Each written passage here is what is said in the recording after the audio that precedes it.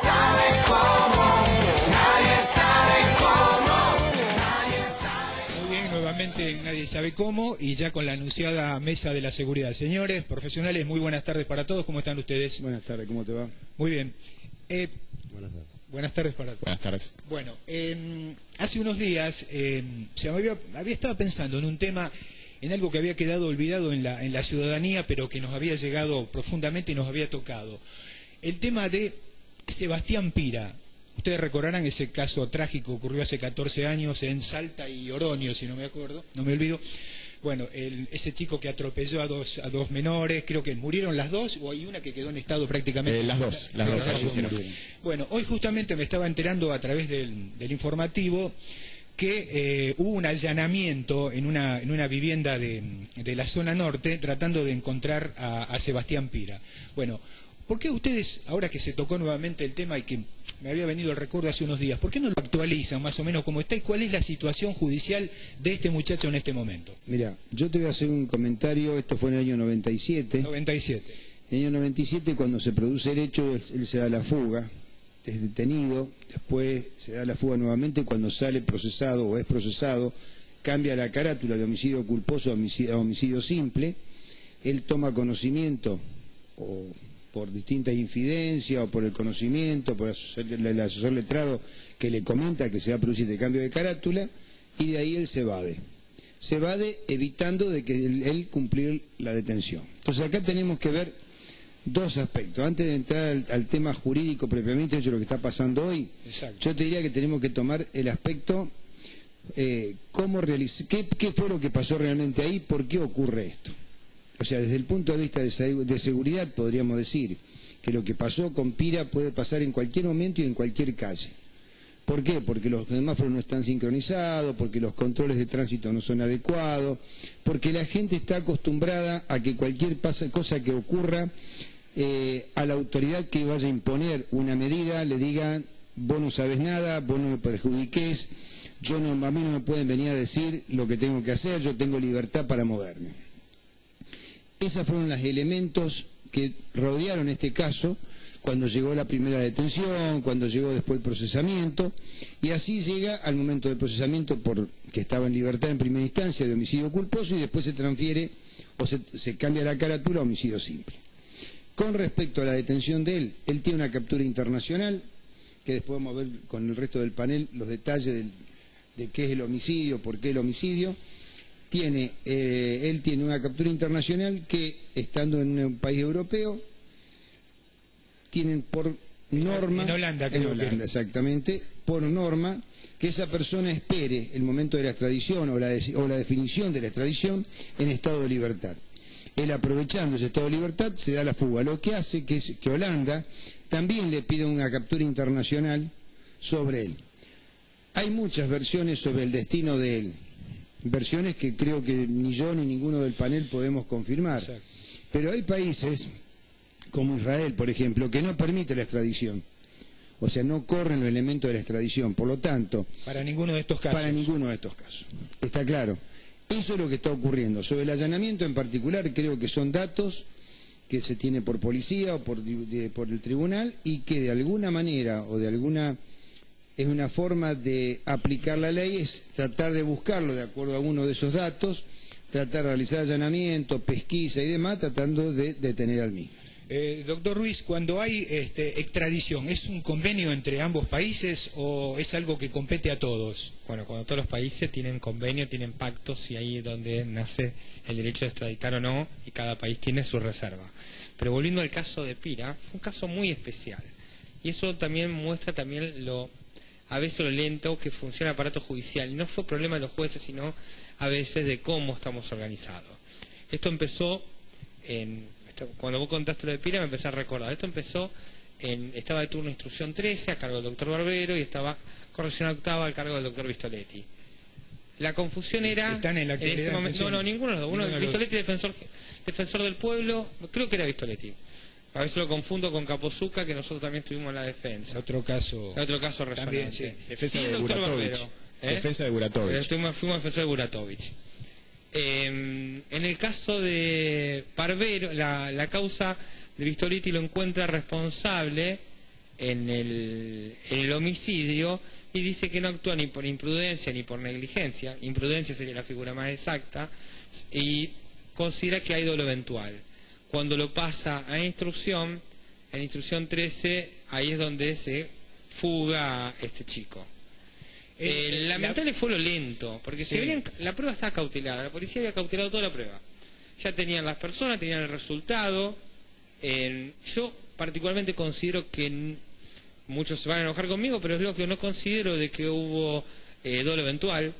Considero que hubo una culpa gravísima, pero no dolo eventual, nada más que nuestro derecho no prevé la culpa gravísima, y ocurren estas oscuridades que fue aprovechado para escaparse este chico. Me acuerdo que la voz era Micó en ese momento. Él cuando escapa, seguramente asesorado porque sabe que su panorama, su futuro no iba a ser muy claro, que digamos, iba a estar bastante comprometido. Es muy raro que un abogado asesore a que se escape. Un abogado le cuenta a su cliente, va a quedar detenido. Después queda en cada uno de los clientes qué va a hacer, si se presenta o no. La actitud de cada uno. Es más, si uno le tendría que decir, mira, estos temas generalmente terminan culposos, pero aparentemente la sociedad a vos te quiere poner tu cabeza en la pica, y posiblemente el cliente se haya asustado, consideraba que no iba a tener justicia y por eso escapó. Bueno, después empezamos con todos los problemas de controles. Este chico pasó la frontera sin problema. Y llegó a Europa. Y después cuando se lo detuvo en Holanda, se fue a Israel. O sea, fue un gran problema prácticamente de cautelar pruebas, de cautelar personas. En esos casos, le voy a consultar al doctor Mazzuccini. Doctor, en estos casos hay una complicidad. ¿Quiénes trabajan para que este chico, cómo es que pueda llegar a atravesar tantas fronteras cuando se requiere el pasaporte? No sé si existe una orden de captura del FBI, de los distintos organismos de seguridad. Creo que lo más tranquilizador para todos nosotros es que yo diga que hay una gran trama de complicidades y una conspiración judeo-marxista o masónica, pero lamentablemente es algo mucho peor. Hay una complicidad de la negligencia, de la desidia, de que a lo mejor cruzamos y está todo bien y mostrame el documento o aparece cualquier documento. Conozco casos que hay personas que no tenían el documento para viajar al exterior y se lo han pedido un pariente, y va el que organiza el tour y lo pone en la aduana y dice acá están los documentos, se sella y pasan, con la mejor buena fe de todo el mundo, porque no eran terroristas internacionales, eran turistas. Y así creo que aquí debe haber pasado muchas veces algo parecido. Ojalá fuese una conspiración internacional para que Pira se evada. Lo que pasa es que en Argentina y en muchos lugares del mundo funciona así. Pero por ejemplo, en este caso, en los controles de las distintas aduanas del mundo, me imagino que figurará una alerta por las personas que tienen una captura de seguramente, pero si no llegó, doctor Giacometti lo debe saber mejor, pero si la captura de Interpol no ha llegado y no ha sido diligenciada a todas las aduanas y a todas las policías, este hombre pasa sin ningún inconveniente con su documento, su pasaporte. Doctor Giacometti, dice que usted lo conoce mejor. ¿Por qué no nos amplía ese tema? Todo sistema. Quería aclarar dos cosas. Una que me di cuenta cuando estaba hablando de él. Cuando yo dije el asesoramiento de un profesional, sí, no es un asesoramiento para escaparse. No, por lo dejo claro, es un asesoramiento de decirle, mirá, va a quedar detenido, puede pasar esto. Es un asesoramiento que como profesional cualquiera de nosotros y después le damos el acusado él toma la decisión, el que toma la decisión. Y tiene libre arbitrio de hacer lo que le plazca.